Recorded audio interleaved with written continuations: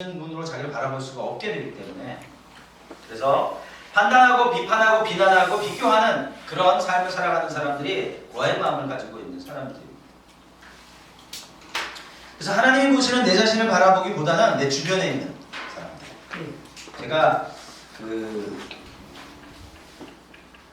교회들 세미나 하나씩 많이 해요. 가보면 중대원 교회의 부교육자, 부목사님들 치열합니다. 왜 치열하냐면 지금 교회에서 내가 인정받아야 그 다음 교회로 옮겨갈 때 좀 더 나은 교회, 좀 더 좋은 교회 담임 목회자나 그렇게 가십니다. 그러니까 이 부목사님들끼리 서로 알력이 있고 사모님들끼리 알력이 있고 그래요. 자, 그분이 이제 담임 목사님으로 가셨어요. 담임 목사님으로 가시면 어떻게 되냐면 그 옆교회랑 또 비교해요. 자기 동기교회랑 비교해요. 고아의 마음을 가지고 살아가는 거죠. 눈에 보이는 것으로 자신을 자꾸 평가하게 되어지니까 불행한 삶을 살게 됩니다. 그러나 자녀의 마음을 가지고 있는 사람들은 내가 그리스도 안에 누구인지 너무 잘 알아. 하나님 안에 내가 누구인지 알고 있기 때문에 자신을 바라보는 건 긍정적이고 하나님이 바라보시는 대로 자기 자신을 바라봅니다. 명확하고. 그렇죠? 그래서 상황과 형편에 의해서 흔들리고 움직이지 않아요. 우리 교회 성도가 많은지 적은지에 따라서 내 가치가 결정되지 않습니다. 개척교회 목사님들, 제가 전에 이제 교회 사역을 할 때 저희 담임 목사님이 동 지방회 회장이었어요. 그러다 보니까 그 지방에 미자립 교회가 57개인가 있어요.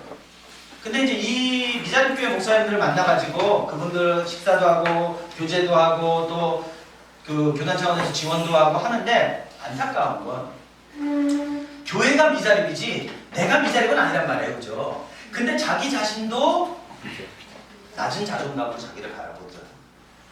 근데 그러면 그렇게 자기 자신을 바라보는 분이 목회를 잘하기는 어려워요, 사실.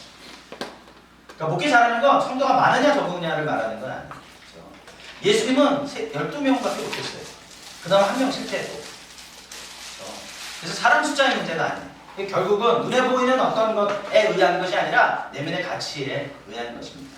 그래서 고아의 마음과 자녀의 마음, 고아의 마음을 가지고 있다고 한다면 자기를 하나님의 눈으로 바라볼 수 없어요. 왜? 하나님이 아버지가 아니니까. 그러니까 어때요? 내가 고통이 있을 때마다 위로받아야 되잖아요. 위로받아야 되니까 어떻게 합니까? 고아의 마음을 가진 사람들은 가짜 위로들을 찾게 됩니다. 중독이라든지 강박적이고 도피적이고 때로는 일이라든지 성취라든지 이런 것을 통해서 위로받고 싶어 하게 됩니다. 그러나 자녀의 마음을 가지고 있는 사람들은 고통이 왔을 때, 그 위로가 필요할 때 하나님 아버지의 인재와 사랑 가운데 거하는 삶을 살아가게 되어지죠. 제가 자라던 교회에 제 후배 자매 아이인데 이 아이는 정말 이 자녀의 마음이 어떤 건지 저한테 보여주는 친구였어요. 고등학교 때도 그랬고 대학 때도 그랬고 이 친구가 하나님하고 교제하는 걸 너무 좋아하는데 교회에서 혼자 밤새 처리하는데 근데 기도하고 찬양하고 말씀 보고 근데 그게 이상한 게 아니라 너무 아름다워.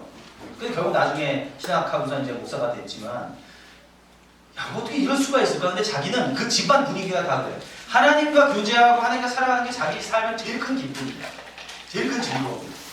그러니까 그렇게 할 수 있더라고요. 그러다가 이제 제가 섬기는 교회에 주일학교 전도사로 왔어요. 주일학교 전도사로 왔는데 이 친구가 이제 30일 금식 기도를 하러 갔어요. 그러니까 24시간 밥 안 먹는 거죠. 그래서 금식을 하고 30일 금식을 하고서 교회에 딱 온 거예요.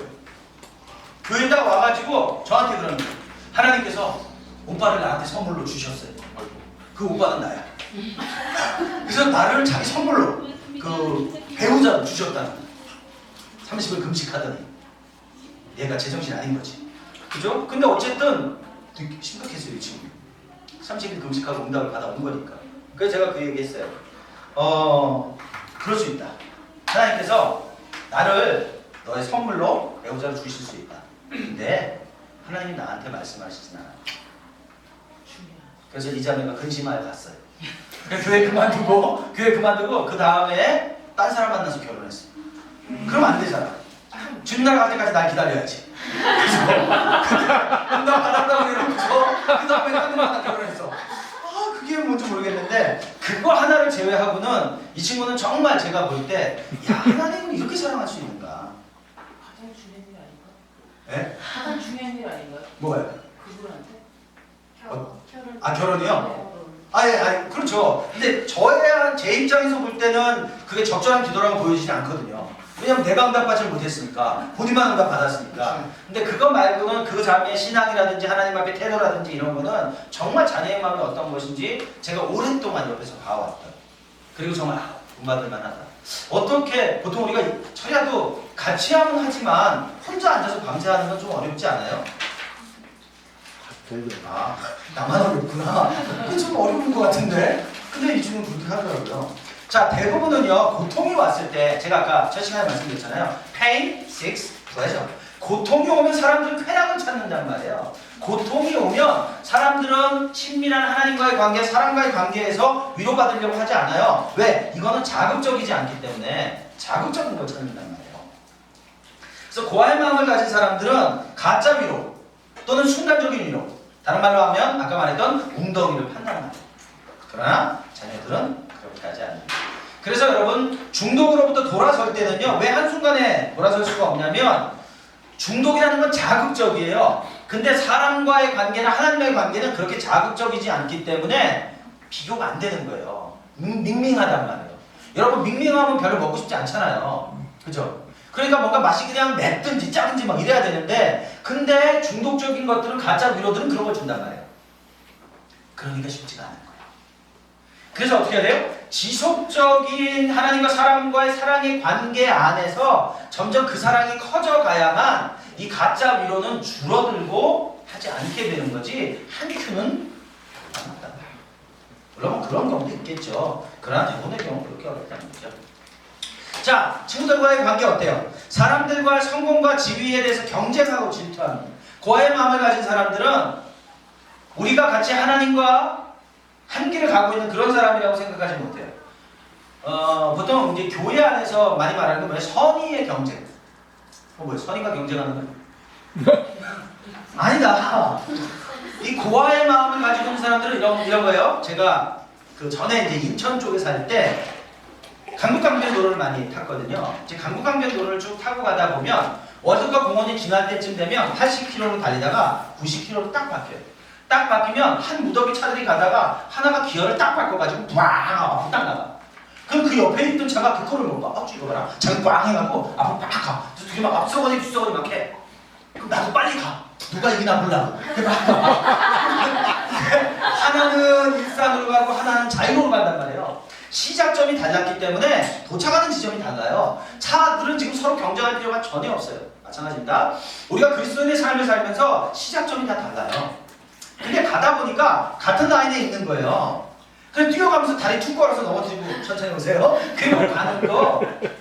이거는 성경에서 우리가 경주한다고 말하는 건 개인 기록이고 개인 마라톤이에요.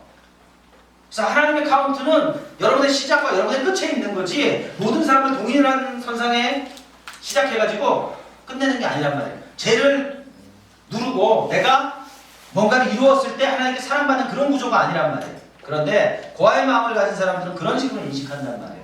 그러니까 어떻게 되겠습니까? 주변에 있는 사람들은 다 도구가 돼요. 인격이 아니라 내가 원하는 것을 이루어내는데 사용하는 도구가 된단 말이에요.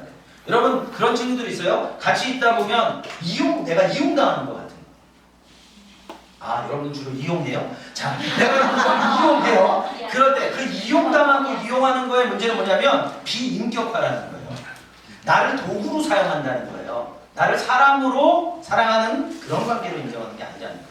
그래서 고아의 마음을 가진 사람들은 사랑을 경험하지 못했기 때문에 사랑하지 못하는 사람들입니다. 그리고 자녀의 마음을 가진 사람은 어때요? 겸손하고 연합되어지고 사람들의 가치를 인정하고 축복해요. 도리어 네가 잘 되면 좋겠어. 네가 성공하면 좋겠어. 내가 도울 수 있는 일이 뭐가 될까? 그렇죠? 사촌이 땅 사면 배가 아파요. 왜? 막 잔치를 해가지고 너무 많이 먹어서 행복이 맞아. 뭐 이렇게 배가 아파야 되는데 아우 열받고 그거 내가 했으면 더 잘했을 텐데. 그리고 뒤로 가서 찔러. 그거 잘 못하는데요. 여러분, 그 이민사회가요 굉장히 각박한데, 보통 이제 이민사회를 보면 한 15% 정도는 불법 체류자예요. 10년, 20년은 그냥 불법체류 쭉 계시는 분이에요. 근데 이제 이민경찰은요, 이민경찰은 직접 불법 체류자를 찾아다니는 일은 없어요. 어떻게 되냐? 누가 신고해야 돼요. 근데 문제는 같은 나라 사람들이 신고해요. 불법 체류자를 한국 사람이 신고해서 그 사람 쫓아내. 왜? 나랑 경쟁 관계 있거든. 그러니까 그 사람들이 쫓겨나면 그럼 내가 독점하네. 아들은 치사하죠. 나빠요. 그렇게 하면 안 되는 거죠. 근데 우리는 그렇지 않잖아요. 그죠? 여러분 주변에 있는 사람들이 잘 되는 거 보면 더 잘 되면 좋겠고, 그래서 더 성공하게 되고, 더 하나님께 영광 되면 좋겠고, 물론 여러분 표정은 지금 그렇지 않아요. 그렇진 않지만 우리의 이제 가치는 그런 거죠. 그 예전에 제가 들은 얘기인데, 미국에서 이동원 목사님이 워싱턴에서 목회하실 때 이런 일이 있었대요. 그 경쟁은 아니지만 다른 교단 교회인데 역사도 비슷하고 규모도 비슷하고 비슷하대요. 비슷한데 그 교회가 먼저 교회를 건축하게 된 거예요. 그러니까 이제 이 이동원 목사님 교회는 마음 좀 급해졌을 거 아니에요. 근데 이제 교회 그 중진 집사님들하고 장로님들하고 목사님 같이 기도하면서 기도의 끝이 뭐였냐면 그 교회 건축 헌금을 해주는 거예요. 멋있다. 왜냐면 우리는 건축을 할 게 아니니까. 그래서 건축 헌금을 해가 그 교회를 보낸 거예요. 네. 그 교회에서 난리가 난 거예요. 이게 무슨 일이야? 지금 우리 그 건축 못하라고 기도해도 시원찮을 것 같은데 우리가. 근데 축복하고 건축 잘할 수 있게 되고 잘 성장하면 좋겠다. 기도해주고. 멋지잖아요. 네. 그 얘기했는데 야 정말 멋있다. 그랬더니 나중에 이 교회가 또 이동 목사님 목회하던 이 교회에 어려움이 생겼을 때 그 교회가 또 돕고. 네. 멋진 일이죠. 자녀의 마음을 갖고 있는 사람들만 가능한 거예요. 고아의 마음이 있는 사람들이 이렇게 할 수 없는 거죠. 자, 다른 사람들이 잘못하면 어떻게 해요? 고소하고 폭로하고 끌어내립니다. 어떻게든지 저 사람을 밟아야 되고 어떻게든지 그 사람이 발붙이지 못하게 해야 돼요. 그래야 내가 살아남으니까 고아의 마음이에요. 그러나 자녀의 마음은 다른 사람들이 잘못했을 때 어떻게 합니까? 그냥 덮어주는 건 아니에요. 사랑 안에서 진리를 행하고 사랑 안에서 진리를 말하는 거죠. 성경은 뭐라 그래요? 잘못한 사람이 있으면 두세 사람이 증인과 같이 가서 이야기하라. 그래서 사랑한다는 건 무조건 잘못을 다 덮는다 그런 의미는 아니에요. 그렇죠? 때로는 사랑할 때문에 이런 말이 있어요. Love must be tough라는 말이 있어요. 강한 사랑이 필요할 때가 있어요. 그렇죠? 여러분들이 지금 이제 학생이잖아요. 학생도 있고 직장인도 있고, 그죠? 어쨌든 지금 대부분 싱글이시죠? 네. 예. 아니 되는 거예요. 서울이 되는 거예요, 퀸이 되는 거예요, 킹이 되는 거예요. 대부분 싱글이실 거란 말이에요. 그럼 이제 여러분들이 지금 돈을 버는 분들도 있지만 그렇지 않은 분들도 있을 거 아니에요. 그럼 이제 부모님 용돈을 하는 분들도 있잖아요. 그래갖고 이제 엄마 아빠 카드를 그냥 자유롭게 주께서 주신 자유처럼 그냥 막 쓰는 이렇게 막 썼어요. 그랬더니 이제 한도를 막 넘어가. 한도를 넘어가니까 이제 엄마 아빠한테 와가지고 아빠 나 이거 안 해주면 나 빨간불 거요. 아니 난리가 나는 말이죠. 자, 여기서 어떻게 해야 되느냐? 갚아주지 말아야 돼요. 왜? 그거 갚아주면 절대로 다른 아들은 변하지 않아요. 왜? 내가 잘못했는데 그 잘못에 대한 책임을 누가 져? 엄마 아빠가 지잖아요. 여러분이 자라면서 건강한 그 신앙 중에 하나 뭐냐면 내가 책임지는 법을 배워야 돼요. 그래서 그거를 배워야만 어른이 되어서는 내가 잘못했을 때 내가 책임지지, 그런 사람은 내가 잘못해놓고 다른 사람들이 책임지게 한단 말이에요. 그래서 그런 경우는 사실 갚아주지 않는 게 도움이 되는 거예요. 그래서 그런 거는 사실 강한 사랑이다, 터프한 사랑이다, 그렇게 말할 수도 있어요. 예, 이건 뭐 또 좀 더 다른 거니까. 그래서 진리를 말하고 행하지만 사랑 안에서 한다, 이렇게 생각하면 됩니다. 자, 은혜가 있고 진리가 있어요. 근데 은혜만 있어요. 그럼 어떻게 되느냐? 방종이에요. 은혜하고 진리가 있어요. 진리만 있어요. 그럼 어떻게 돼요? 율법적이게 돼요. 그래서 은혜와 진리는 동전의 양면이에요. 둘 중에 하나만 있을 수는 없어요. 이 외줄타기를 우리는 하는 거예요. 이해되죠? 안 된다는 얘기군요. 네, 좋습니다. 생각보다 내용 많았네. 자, 다음 건데, 내가 만들고. 자, 권위를 보는 관점, 권위에 대해서 보아는요, 권위를 어떻게 생각하냐면 고통의 근원이라고 생각해요. 그러니까 상처가 많은 사람들일수록 권위라고 하는 것은 나에게 고통이 된다고 생각합니다. 그러니까 권위를 고통의 원인으로 보니까 어떻게 되겠어요? 피하든지 아니면 대적하든지 둘 중에 하나입니다. 둘 다 권위에 대한 두려움 때문에 그렇게 하는 거예요. 그러나 자녀들은 권위나 권위자들을 바라볼 때 존중하고 명예와 삶의 성장을 위한 하나님의 사역으로 바라봅니다. 교회에서 장로님, 강도사님, 목사님 이런 분들을 볼 때 불편한 분들이 있어요. 아마 불편한 분들은 권위자하고의 관계 안에 어려움을 겪었던 경험들을 갖고 있기 때문에 그럴 가능성이 많아요. 그러나 흔히 우리가 그러죠. 어른들이라고 그러죠. 어른들하고 이렇게 잘 지내는 친구들이 있어요. 이제 그런 친구들은 대부분의 경우는 자라왔던 삶의 배경 안에 권위자들과 좋은 관계, 엄마 아빠와 좋은 관계, 그런 관계를 가졌을 가능성이 많아요. 자, 그 다음에 누군가가 나를 훈계할 때 고아의 마음을 가진 사람은 훈계라고 하는 걸 어떻게 받아들이냐면 내가 잘못한 것에 대한 훈계라고 생각하지 않아요. 나라고 하는 존재에 대한 비하거나 나라고 하는 사람에 대해서 부정적으로 이야기한다고 생각합니다. 그게 힘들어해요. 그러나 자녀들은 훈계라고 하는 것을 내가 성장하는 계기, 훈련되어지는 계기로 바라보게 됩니다. 그 다음에 사랑을 표현할 때 고아의 마음을 가진 사람들은요 조건적이에요. 내가 너 사랑할게, 너 나한테 이거 줘. 이해되시죠? 실제로 여러분도 요새는 뭐라 그러더라? 요새 이성교제 중고등부 학생들도 이성교제 할 때 여러분 더치합니다. 아시나요? 안 그래요? 저희 아이들 중학생 때부터 그랬는데 여자친구 만나는데 딱 더치한대요. 몰라 이제 오늘 생일이니까 내가 살게 이런 경우는 있지만 대부분의 경우는 다 각자 자기가. 별로 공감 안 하시는데? 어른들은 달라요? 어때요? 더치하죠? 요새 그런다고 그래요. 자, 고아의 마음을 가진 사람들은 사랑이라고 하는 것을 경험하지 못했기 때문에 사랑은 쟁취해야 되는 거라고 여긴단 말이에요. 그러니까 조건적일 수밖에 없는 거예요. 무조건적으로 내게 공급되어진다라고 하는 거 잘 받아들이지 못합니다.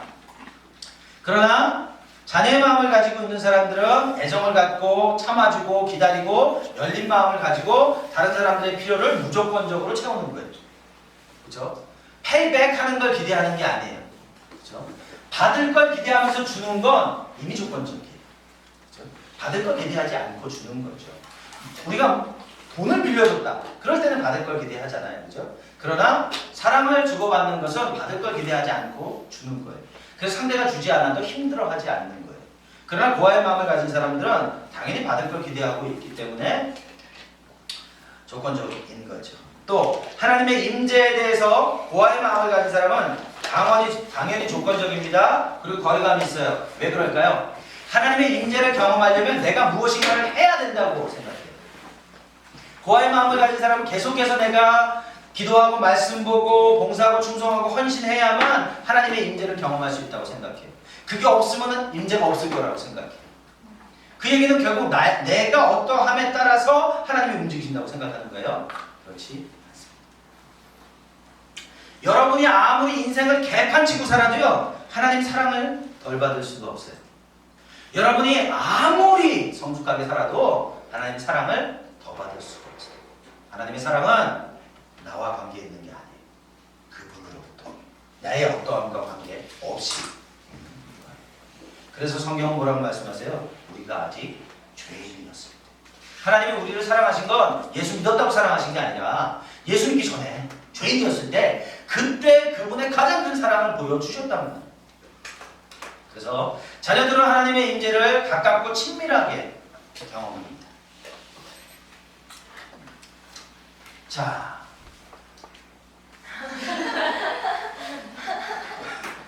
제가 원래는 이게 전에는 제가 2장 했었는데 이거를 지금 지난주에 더 만들었어요. 근데 이렇게 많았는지 몰라요. 이게 아마 마지막 될 거예요. 자, 고아의 마음과 자녀의 마음에 있는 내적인 상태는 종속되어져 있습니다. 뭔가 내가 종과 같은 마음이 계속 되어 있고 속박되어지는 마음이 있어요. 그럼 자녀는 자유로운 가운데 있게 되어집니다. 그리고 지위에 있어서 종과 노예처럼 느끼지만 자녀들은 아들과 딸과 같이 느낀다. 천지 차이죠. 종과 노예는 무엇인가를 해야만 인정받을 수 있고 하지 않으면 거절당한다고 생각합니다. 아들과 딸은 무엇을 하느냐 하지 않느냐 중요하지 않습니다. 그것은 뭐예요? 관계에 의한 것이니까. 자, 고아의 마음을 가진 사람들의 비전과 꿈은 성취와 인정입니다.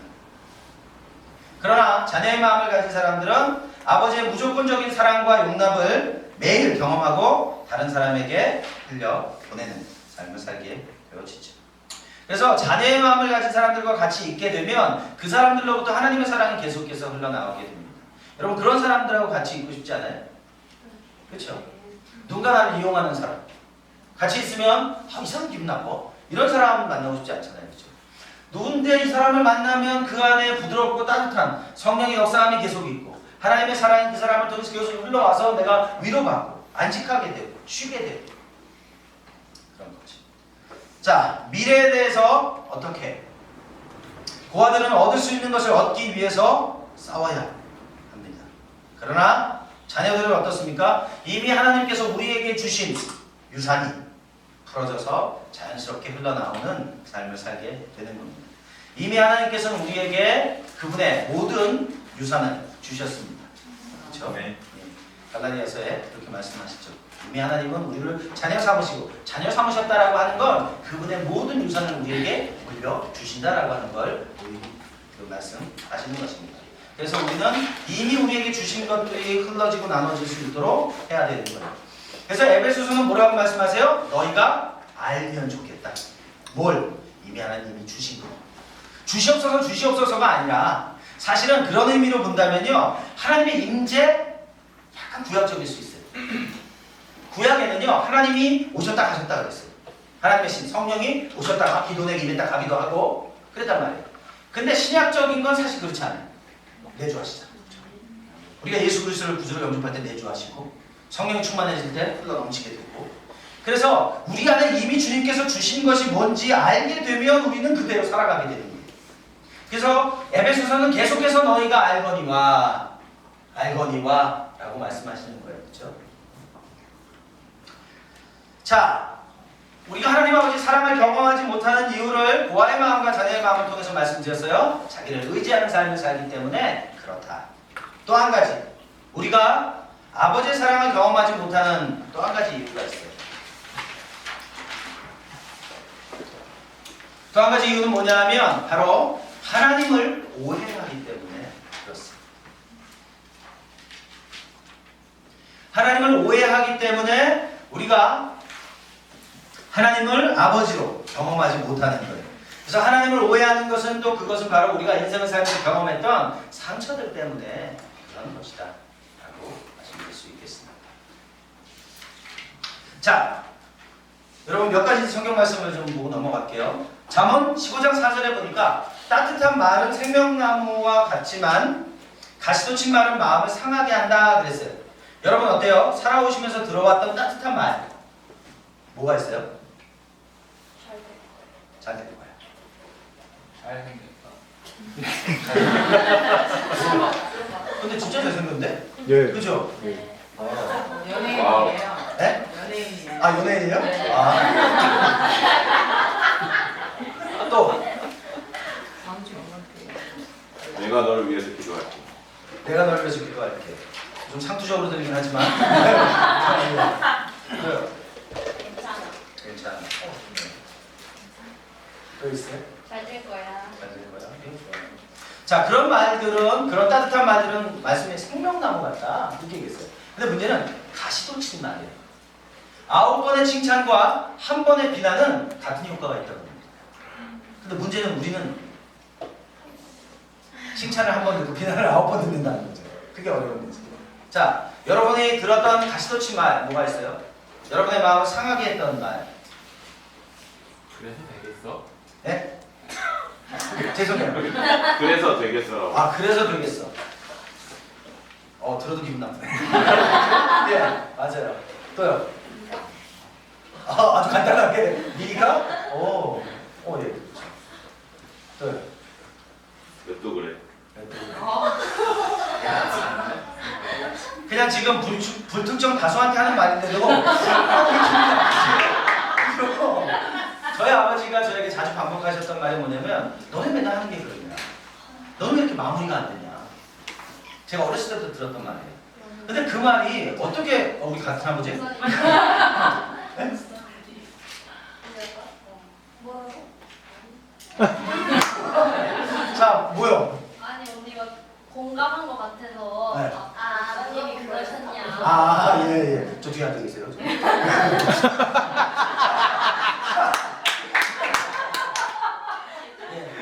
근데 이제 그게 저에게는 어떤 영향이 되냐면 제가 어른이 되고 나서 제가 이제 여러 가지 뭐 학교 공부도 있고 프로젝트도 이런 거 하잖아요. 그리고 뭐 이제 말씀 전하는 일도 있고. 근데 제 마음에는 마치고 나면 이렇게 마무리가 안 되지. 왜 이렇게 못하지? 근데 실제로 다 잘했다고 얘기했어요 사람들이. 근데도 제 마음에서는 그렇지가 않아요. 이게 말의 힘이에요. 그래서 말은 사람을 죽이기도 하고 살리기도 한다고 얘기하는 거예요. 또 다른 말 있어요? 여러분의 마음을 상하게 했던 말? 넌 안 돼. 넌 안 돼. 누가 그런 얘기 들었어요? 엄마가? 잘생겼다고 한 건 누구고? 넌 안 돼.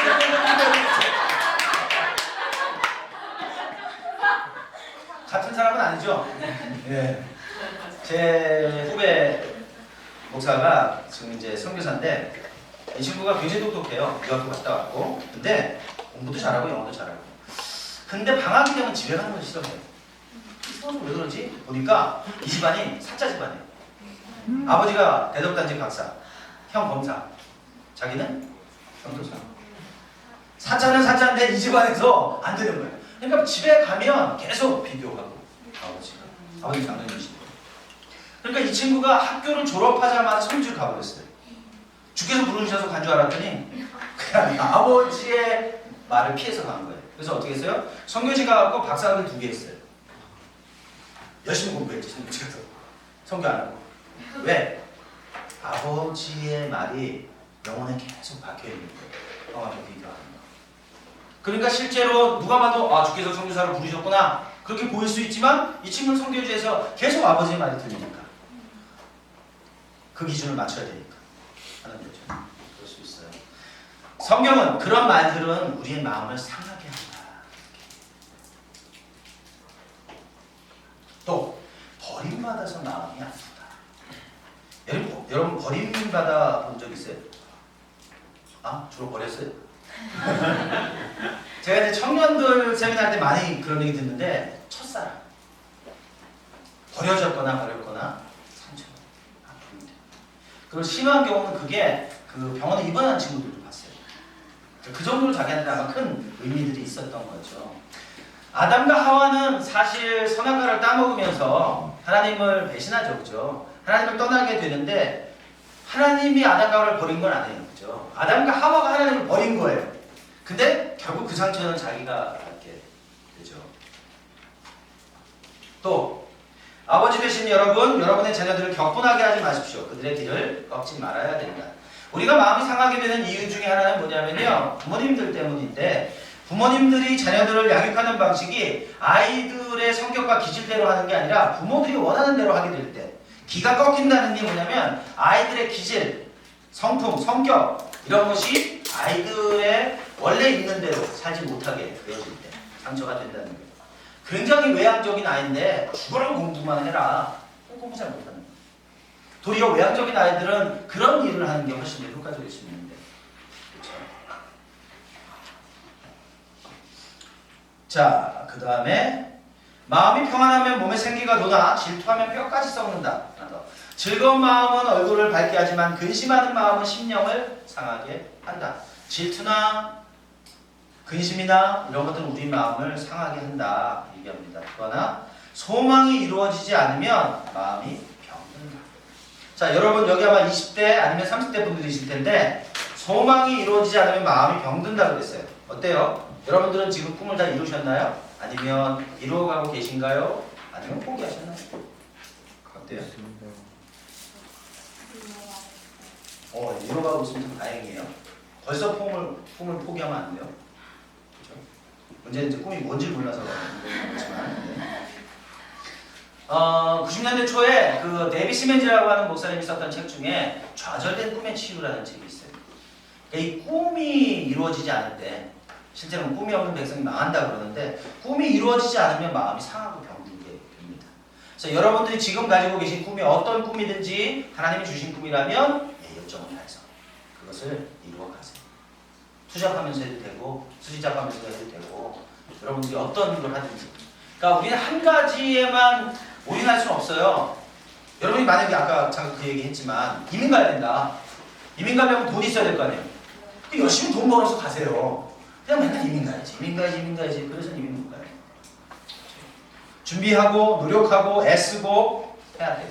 부모님 도와주실 수 있으면 좋지만 부모님 도와주실 수 없다면 내가 개척해 가는 거죠. 괜찮아요. 그럴 수 있다고 생각해요. 그러나 그 꿈이 없는 경우는 여러분 이 학교에서 기도하시기 바랍니다. 하나님 내 인생에 대한 하나님의 비전이 꿈이 뭡니까?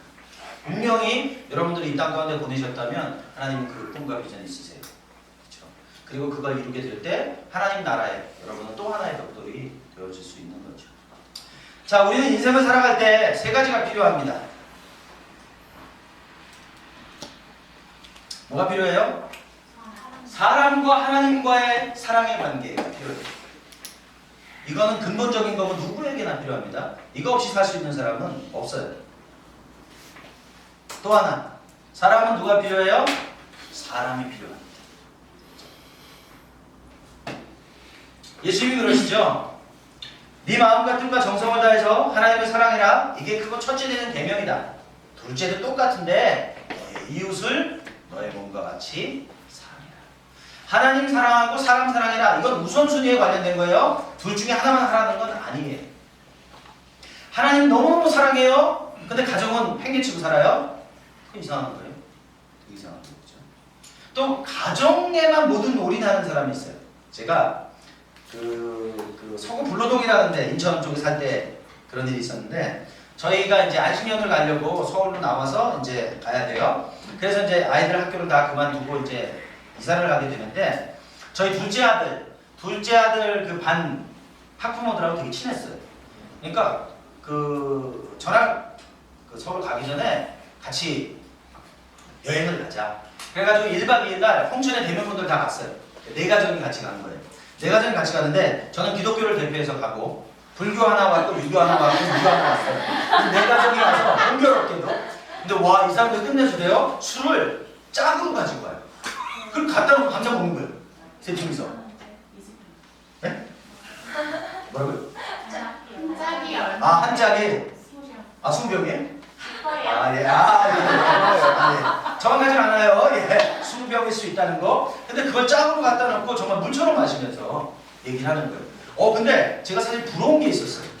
뭐가 부러웠냐면 이분들이 신앙생활을 하지 않는 분들인데 가정이 행복해요.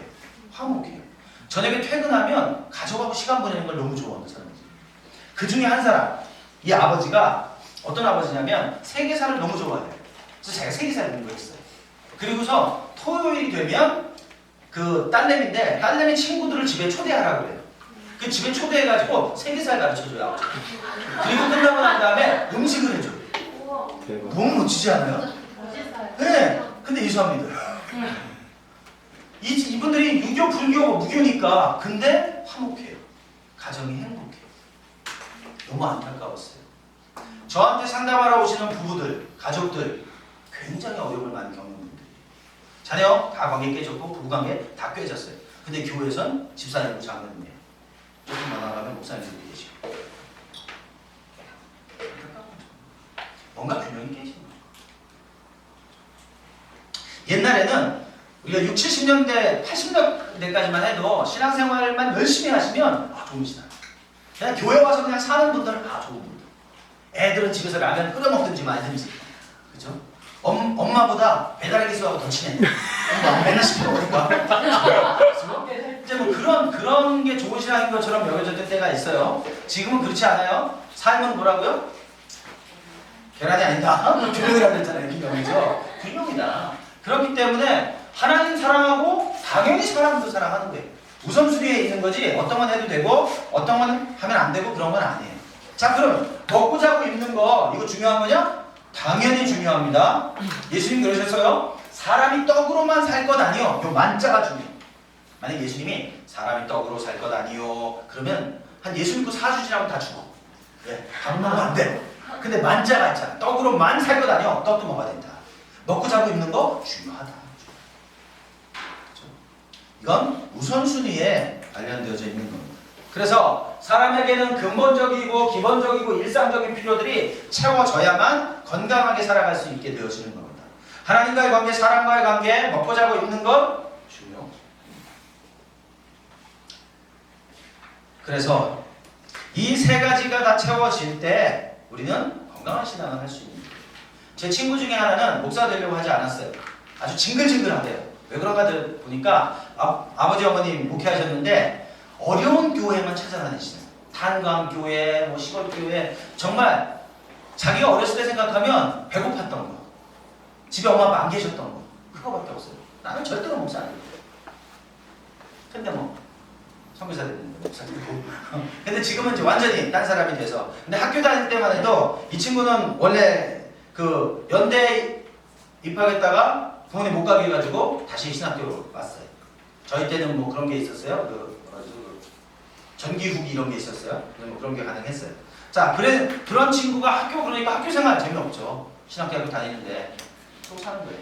근데 그러다가 이 친구가 변화가 일어나고 하나님의 은혜 가운데 있으면서 지금은 완전히 다른 삶을 살아갔지만 그런 거예요. 그래서 그럴 수 있어요. 상처가 될 수 있다는 말이에요. 그래서 여러분들이 살아오면서 부모님이 여러분에게 신앙을 주시고 또 필요를 채워주시고 또 그리고 사랑해 주시고 그런 것이 균형을 이루는 삶일 때 우리는 건강한 삶일 수 있는 거죠. 저 같은 경우는 뭐 역기능적인 가정에서 자라기도 했고 저는 극단적으로 가정이 어려웠어요. 어려우니까 그것에 관련된 상처들이 되게 많은데 저는 그 흔히 말하는 뭐라 그러죠? 그 브랜드 신발 있잖아요. 제가 고등학교 때까지도 그런 신발을 신어본 적이 없어요. 남들 다 나이키 신을 때 난 나이스 신었어. 아니면은 아디도스? 뭐 아다이다스 이런 거 있잖아요. 요새야 뭐 가짜도 다 진짜처럼 만들지만 제가 자랄 때는 그렇지 못했어요. 그래서 나이키를 신고 싶지만 신을 수 없으니까 페가수스. 나이키랑 비슷하게 생겼어요. 근데 여기 하나 더 달렸어. 나는 바지를 길게 입어. 안 보이게. 뼈만 있으시니까 신인 거지. 이거. 제가 중학교 때만 해도요. 조다시라는 청바지가 제일 유명한 청바지였어요. 22,000원부터 26,000원까지. 80년대. 그러니까 되게 비싼 청바지. 친구 집에 가면 쫙 있어요. 근데 나는 그런 거 입어본 적이 없어요. 왜? 학비도 제때 못 내니까. 저는 그러니까 4분기를 내면 그 다음 두 번째 분기 거가 끝날 때쯤 되면 첫째 분기 거를 내주는 거예요. 그래서 제가 나중에 어른이 되고 나서 아버지한테 아버지 제가 잘하는 동안에 왜 그렇게 학비를 좀 제때 내주셨으면 좋았을 텐데 왜 안 내주셨어요? 그럼 저희 아버지 대답 야 너 그거 아직도 몰랐냐? 학비는 이자가 묻지 않아요. 공납금은 이자가 묻지 않아요. 아우 지혜로운 우리 아버지. 공납금은 이자가 안 묻거든요. 요새는 이제 뭐 연체는 좀 많이 그러지만 근데 제 입장에서 보면 되게 상처죠. 창피하고. 저는 강남의 8학군 옛날에 서초중학교라는 데 다녔어요. 서초국민학교 서초중학교 제가 졸업했거든요. 그러니까 제 친구들은 대부분 다 부유했어요. 70년대에 집에 차가 4대. 다 부자인 거예요. 근데 나는 1시간씩 걸어 다녔어. 그러니까 얼마나 이게 상대적인 빈곤을 많이 느껴요. 그런데 뭐 더더군다나 상대적인 뿐만 아니라 절대적인 빈곤. 지금 그 서초동에 가면 법원 있죠. 옛날엔 그 법원 자리가 밤나무골이었어요. 거기 맨날 밤 따라다니고 그랬거든요. 뭐 그런 상황들이었으니까. 그래서 저는 자라오면서 당연하게 신앙적인 거 아버지로부터 못 받았어요. 물론 어머니 할머니로부터 그 신앙의 영향을 받긴 했습니다. 그리고 사람과 사랑하는 거 어떤 건지 잘 몰랐어요. 왜? 우리 아버지 어머니 사랑을 받지 못했으니까 할머니도 나한테 그 사랑을 주셨지만 내가 잘 받아들이지 못했고 또 먹고 자고 입는 거 어려웠습니다. 그러니까 이런 것들이 다 필요가 채워지지 않으니까 제 삶의 많은 부분을 그분들에 있어서 부정적인 영향력들을 받게 되어지더라는 거죠. 자, 우리는 이러한 것들이 적절하게 채워져야 될 필요가 있는데 이런 것들이 우리의 삶에 표현되어지는 방식들이 몇 가지가 있어요. 가장 일반적인 건 뭐냐면 격려하고 칭찬하는 겁니다. 여러분은 어떠세요? 여러분들이 다른 사람을 격려하고 칭찬하는 걸 잘하는 편이에요? 아니면 그렇지 않아요? 잘해요. 잘하는 분도 있고 안 그러는 분도 있고. 그럼 평소에 여러분들 그러니까 친구들 만나거나 지인들 만나고 그러면 대부분 격려하고 칭찬하고 이런 걸 많이 해요? 좀 상투적이에요. 실제적으로 마음에서 오는 건 아니에요. 너 이쁘다. 머리 했네, 예쁘네. 사실은 뭐 그렇지 않는데. 그럴 수 있어요. 그럴 수 있죠. 그나마 뭐 그것조차 안 하는 경우도 많습니다.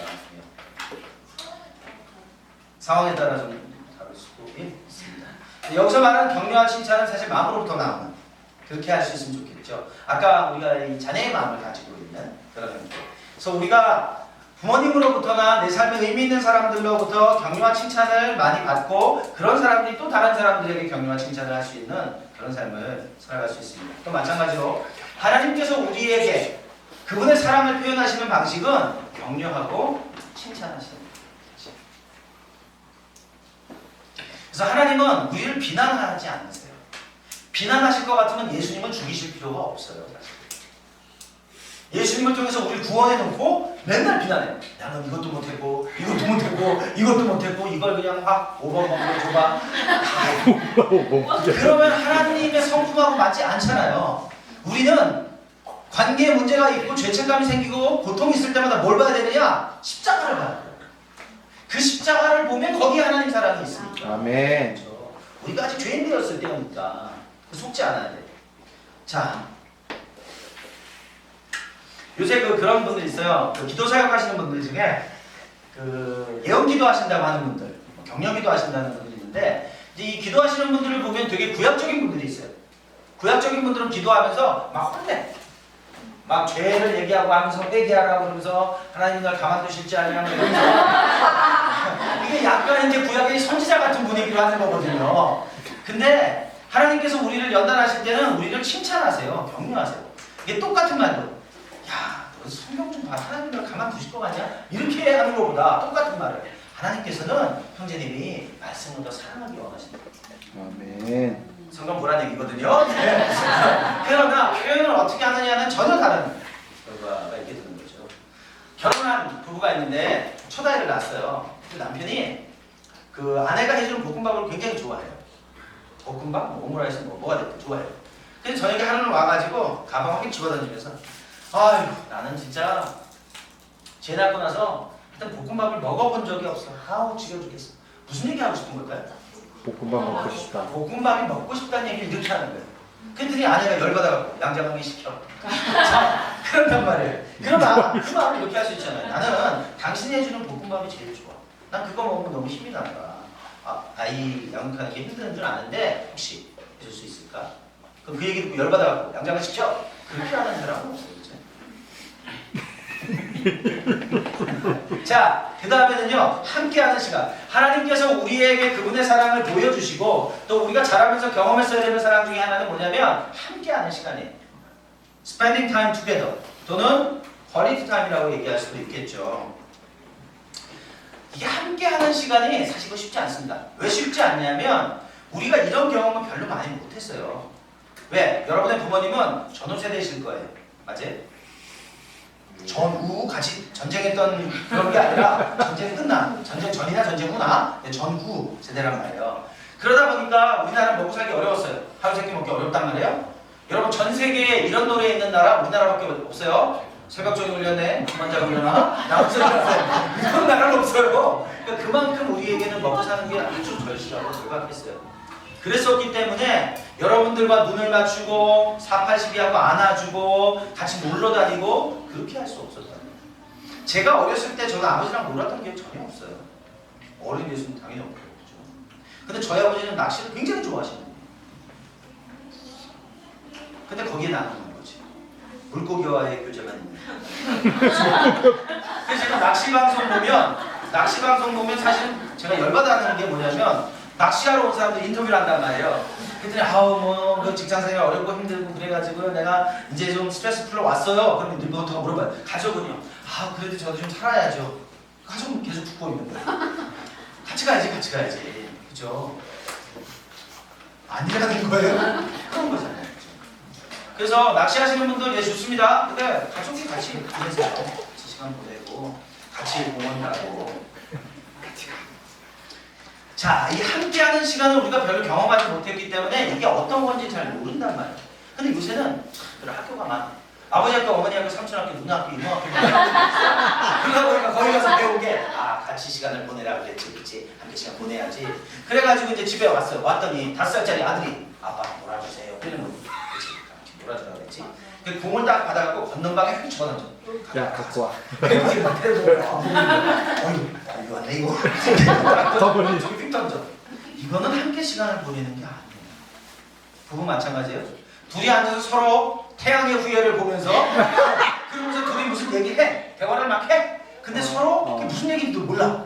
이거는 함께 시간을 보내는 게 아니에요. 물론 이제 좋은 관계 안에서 같이 그 TV를 보는 거 그게 문제가 있는 건 아니에요. 그죠? 그러나 매사가 그렇다고 한다면 그거는 좀 증명이 필요한 거예요. 같이 시간을 보낸다는 건요. 서로가 서로의 눈을 마주보는 거예요. 근데 여러분 실제로 우리가 서로의 눈을 보면서요. 서로에게 집중할 수 있는 시간이 그렇게 길지 않아요. 그죠? 되게 불편하다는 말이에요. 그 얘기는 상대의 얘기를 듣는 게 굉장히 어려워요. 우리는 주로 상대의 얘기를 듣기 위해서 듣고 있는 게 아니에요. 언제 내가 이거 치고 들어가서 내 얘기를 할까? 이렇게 듣는 거예요. 그러니까 이건 듣는 게 아니란 말이에요. 그러니까 당연히 같이 시간을 보내는 건 어려운 일이 되는 거죠. 근데요. 예배도 똑같습니다. 우리가 하나님 앞에 나와서 그분 하나님하고 시간을 보내야만 퀄리티 타임, 퀀티티 타임이 있어야 퀄리티 타임도 있는 거예요. 양적인 시간이 있어야 질적인 시간도 있는 거예요. 근데 어떤 사람들 그래요? 나 하나님 믿어요. 예수 믿어요. 근데 1년에 2번 와. 크리스마스 때 하고 수수감사절. 웨스턴 외국 사람들 중에 많아요. 자기 하나님 믿는다고 이렇게 해요. 근데 교회 1년에 2번. 이런 사람들도 있어요. 무교회주의. 예수 믿어요. 하나님 믿어요. 근데 교회는 안 가요. 신앙이 불균형이에요. 정상적인 신앙이 아니에요. 그죠?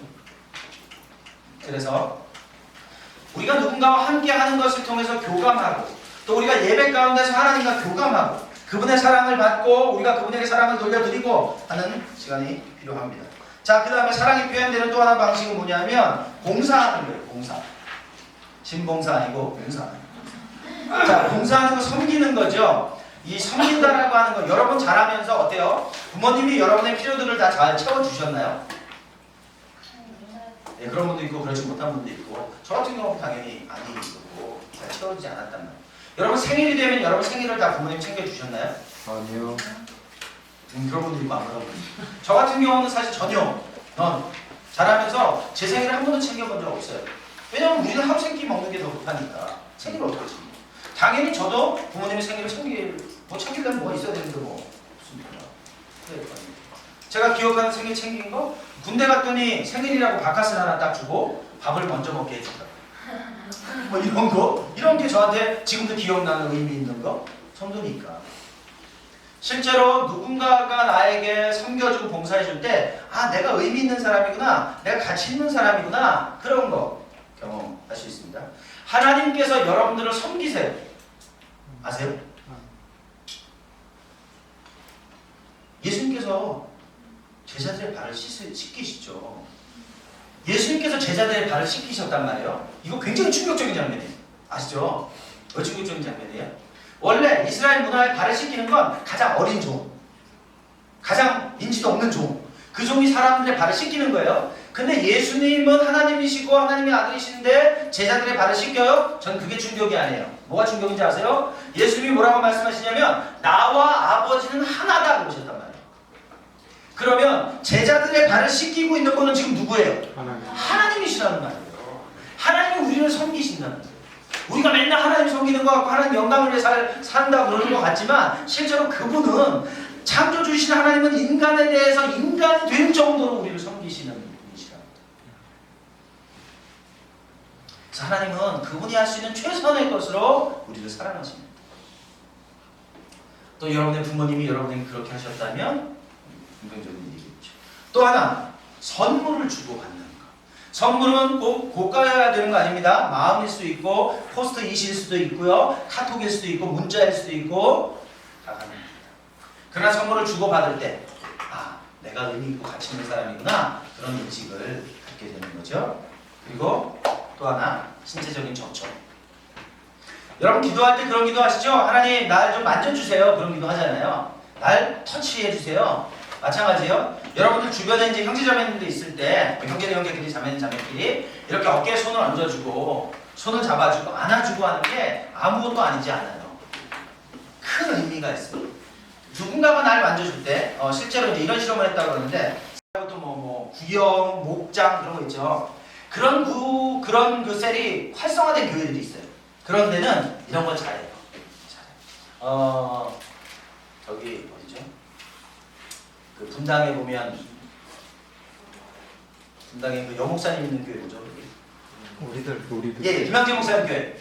우리들 교회. 걔네들 교회 있잖아요. 그죠? 그래서 그 교회는 이런 걸 잘해요.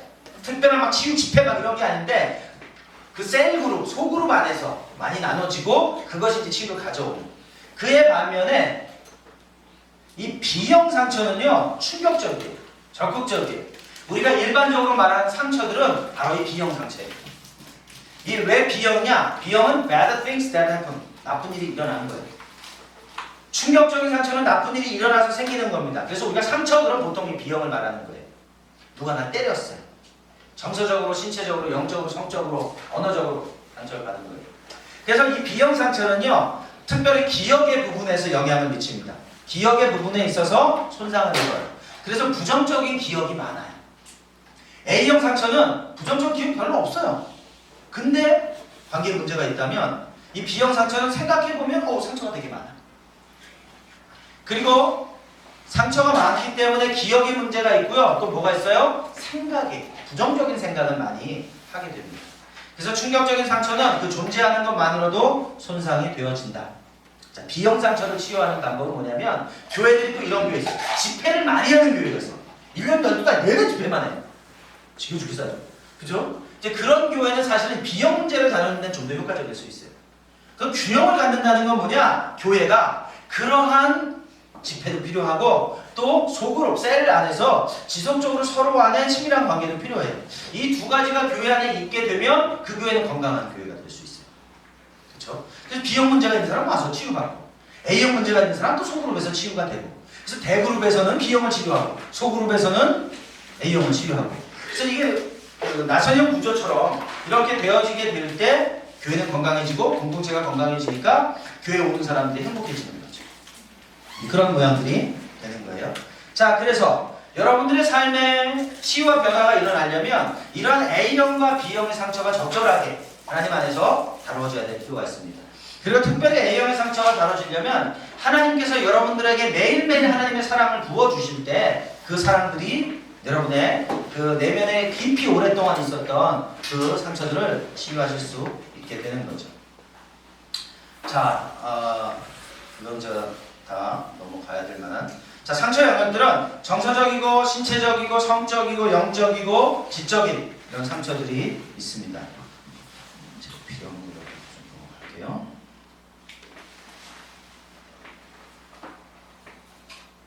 자, 제가 이제 제 삶에 상처들이 많은데 제가 치유 사역을 하게 되어졌던 건 결국 제 삶에 있었던 상처들을 하나님께서 다루어 주시면서 제 삶의 변화를 가져올 수 있게 된 거거든요. 근데 제가 이 하나님 사랑을 경험하는 게 되게 어려웠어요. 왜 어려웠냐면 하나님 아버지, 하나님 사랑으로는 좀 불편한 거예요.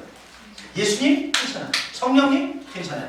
그리고 또 제가 거듭나기를 성령을 경험하고 성령으로 세례를 받고 은사를 받고 그러면서 하나님을 경험했어요.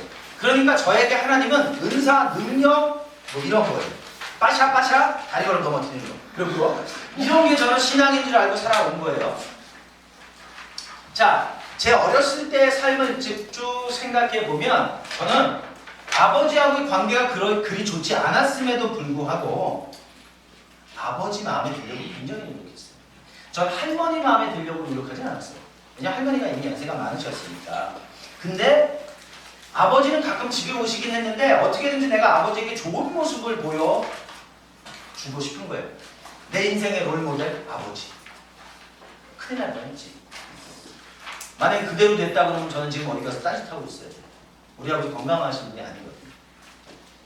근데 어린 저에게 있어서는 아버지를 닮아야 되고 아버지처럼 된다라고 하는 것이 제 고통을 없애는, 아버지랑 동일시하는 것이 고통 없애는 방법이었거든요. 근데 제가 아버지 마음에 들려면 별거 없어요. 하나만 잘하면 돼요. 뭐죠? 말 잘 듣는. 아니, 공부 잘하면 돼요. 딴 거 없어요. 공부를 잘하면 되는데 저는 공부를 잘 못해요. 중학교 때 주님 앞에 겸손하게 국영수를 다 내려놨어요. 누구예요? 그 내려놓은 책 쓰셨던 그분보다 훨씬 오래전에 저는 주님 앞에 내려놓는 걸 배웠던 사람이에요. 그러다 보니까 제가 그 국민학교, 초등학교 때까지만 해도 사실 공부 잘했어요. 왜냐하면 거의 올백. 그냥 뭐 그때 저희 때는 이제 상 같은 거 많이 주는데 그걸로 딱지치기 할 정도로 상 진짜 많이 받았어요. 근데 중학교를 딱 가면서부터 공부를 못하는 거예요. 그도 그럴 것이 이제 그 나라에서 과외 같은 것도 못하게 하고 누군가 저를 도와줄 사람이 아무도 없는 거예요. 그래서 혼자 공부를 해야 되는데 못하더라고요. 그러니까 계속 못하고 하다가 이제 고등학교를 가야 되는 거예요. 고등학교를 가야 되는 게 어떻게 해요? 그때서 이제 공부를 할 것도 없죠. 그냥 그 뭐라 그래, 연합고사 공부해가지고 고등학교를 갔어요. 근데 고등학교를 갔는데 연합고 성적이 괜찮았어요. 괜찮아서 첫 시험 보고 나서 담임 목사님한테 불려갔어요. 왜냐하면 시험을 잘 못 봤으니까. 야, 너 연합고사 점수가 이런데 어떻게 너 성적이 이러냐? 글쎄요 지금. 근데 사실은 이 학교 들어가서 본 성적이 이게 내 실력인 거예요. 그렇게 한번 담임 전도사님, 담임 선생님이 저를 부르더니 3년 내내 안 불러. 왜? 이제 이게 내 실력인 줄 아니까. 이 공부를 못했어. 자, 그러다가 이제 제가 거듭나게 돼요. 제가 선교단체 중에 예수전도단이라는 선교단체가 있어요. 제가 86년도에 거듭났는데 제가 그 예수전도단에 겨울 캠프 가서 거듭났어요. 그러니까 뭔지도 몰랐어요. 가라 그러니까 교회 전사님이 가라 그래서 갔는데 세상에 재미없어도 그렇게 재미없는 캠프가 있나. 왜? 아침에 일어나면 예배 드리고요. 예배 끝나면은 으깬 감자하고 으깬 계란하고 샌드위치인가 만들어서 아침 먹어요. 아침 먹으면 예배 드려요. 예배 드리고 나면 말씀 들어요. 기도해요. 그럼 점심 먹어요. 그 점심 먹고 나면 소그룹을 해요. 소그룹이 끝나면 또 워크투티라고 일을 해요. 그리고 저녁을 먹어요. 그리고 저녁 예배 드리고 말씀 듣고 기도해요. 그럼 자는 거예요. 이걸 일주일에 해. 이걸 알았으면 난 절대 안 갔을 텐데. 근데 그렇게 하는데 와 미치겠는 거예요. 왜냐하면 난 거듭나지도 않았으니까. 근데 이제 마지막 날 무슨 일이 있었냐면 예수님을 구주로 영접할 사람들 다 일어나라 그러는 거예요. 근데 난 영접해본 적이 없는 거예요. 일어났어요. 그리고 나서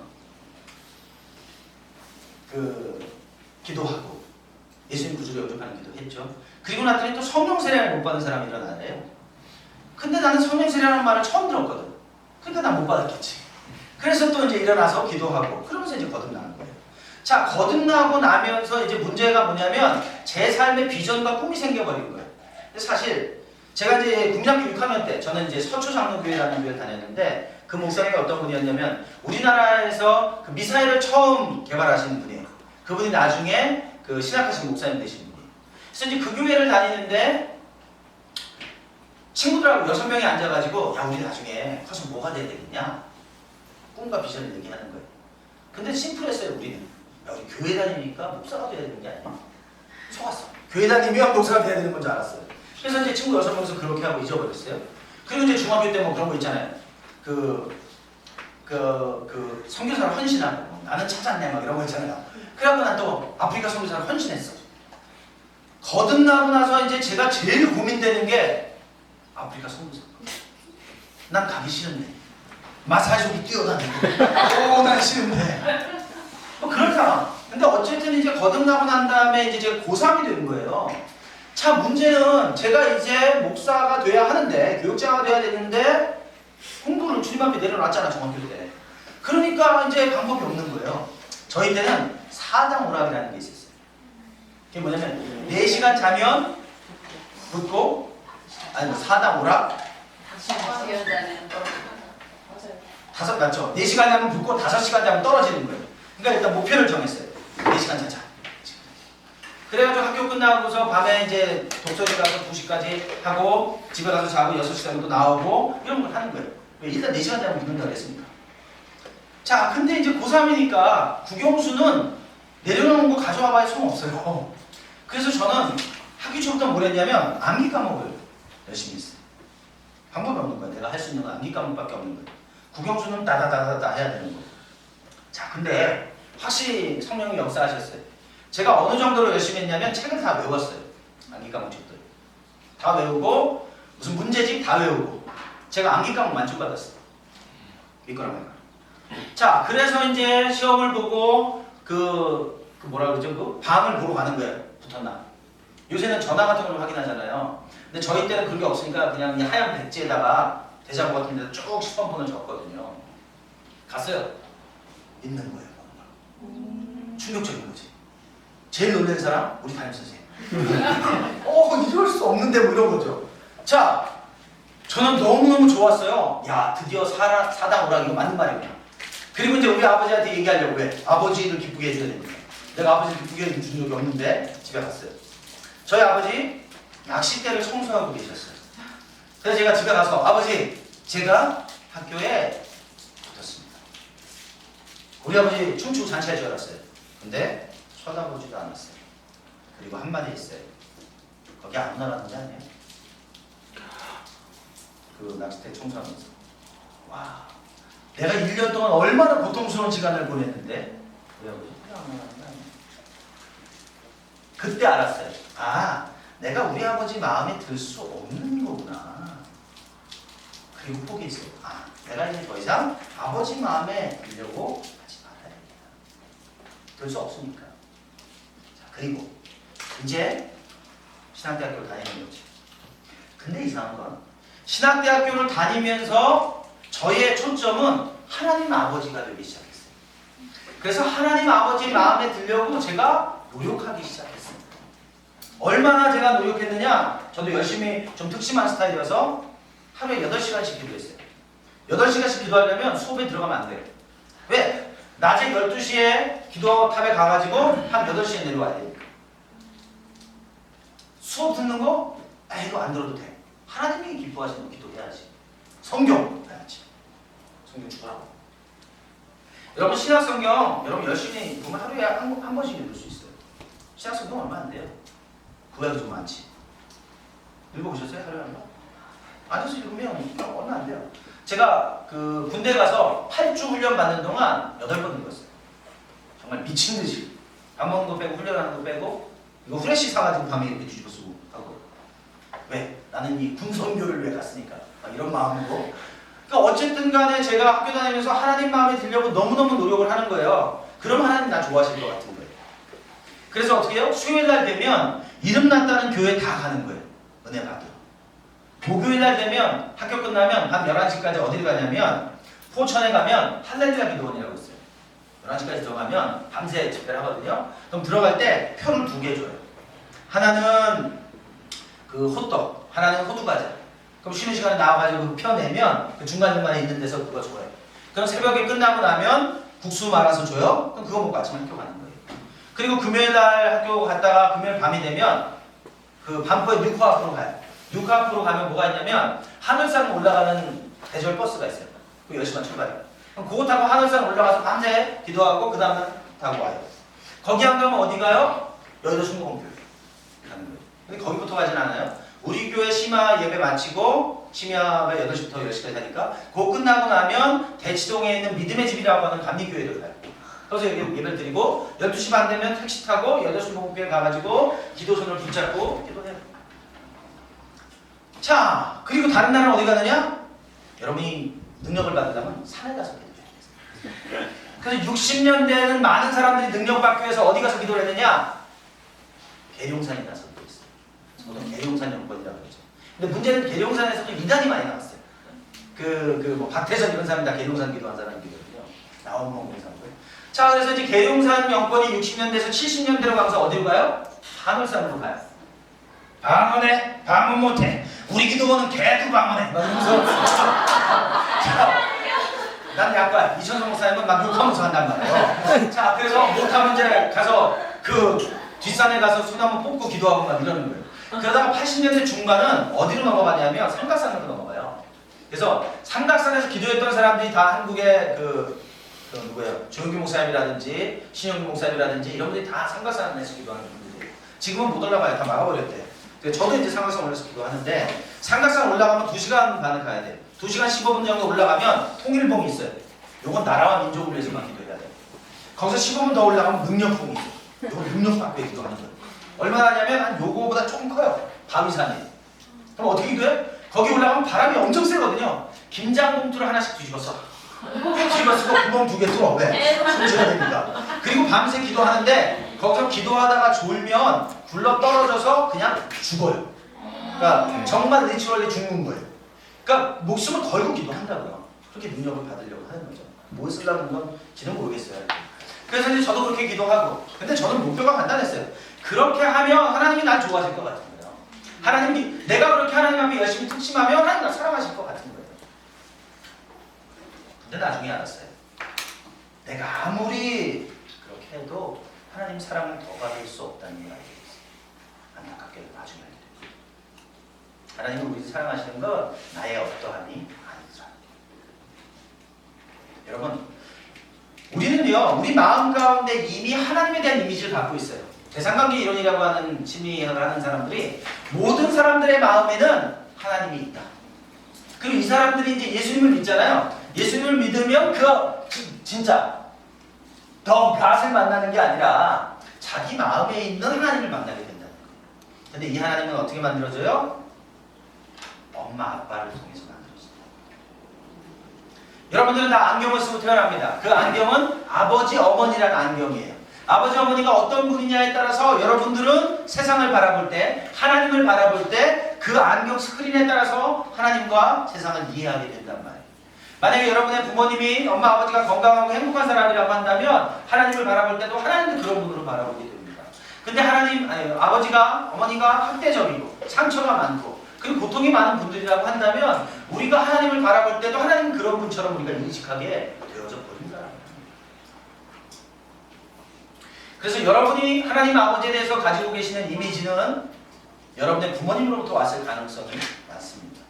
A형과 B형의 상처가 많은 사람일수록 하나님과의 관계에 있어서 어색하고 불편하고 거리감이 있는 고아의 마음을 가지고 살아갈 수밖에 없는 것이죠. 자, 아버지는 어떤 아버지들이 있느냐? 부재중인 아버지가 있어요. 부재중 아버지는 어떤 아버지냐 하면요, 돌아가셨거나 이혼하셨거나 나를 버렸거나 일 중독이거나 이런 것으로 인해서 안 계신 거예요, 아버지.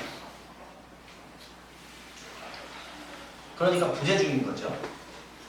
자, 우리는요, 인생의 의미를 아버지로부터 배웁니다. 삶의 가치와 중요를 아버지로부터 배운단 말이에요.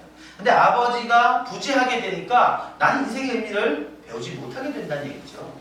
그리고 내가 얼마나 소중하고 중요하고 가치 있는 사람인지 모르게 된다는 거예요.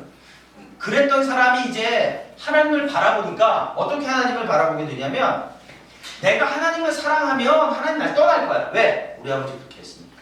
나는 아버지에게 사랑받으려고 노력 많이 했는데 그 아버지 떠나버렸단 말이야. 그러니 하나님도 분명히 그러실 거야. 그러니까 내가 하나님을 사랑하면서도 버림받을 것 같은 두려움, 떠나버릴 것 같은 두려움에 양가 감정이라고 그러죠. 두 가지 감정이 막 그 안에 소용돌이치게 됩니다. 또 거절받을까봐 두렵습니다. 아버지가 부재했다라고 하는 건 결국 어떤 의미로든지 나를 거절했다는 것이기 때문에 내가 하나님을 바라볼 때도 하나님께서도 나를 거절할 것만 같은 그런 두려움 때문에 자녀의 마음을 가질 수가 없는 거죠. 그리고 관계를 맺는 것에 대해서, 관계라고 하는 건 고통이기 때문에 관계를 맺는 것 자체가 두려움이 되어집니다. 그래서 이런 인식을 가지게 되어질 때 우리는 굉장히 진지하고 엄숙하고 경직되고 이런 삶의 모습이 될 수 있어요. 그리고 이런 사람들은요, 사실 자기 자신에 대해서는 굉장히 스스로 잘 돌보고 책임지고 이런 거 잘하는 사람일 수 있어요. 그러나 내면 안에서는 분노하고 겉으로 분노하고 속으로는 우울하고 그런 모양의 삶의 모양이 되어질 수 있다라고 하는 겁니다. 자, 그런데 성경은 뭐라고 말씀하고 계시는가? 한번 봐. 지금 쉬는 시간이죠? 네. 성경이 뭐라고 말씀하시는가 알고 싶어 하지 마세요. 10분 후에 말씀드리겠습니다. 자, 쉬었다 할게요.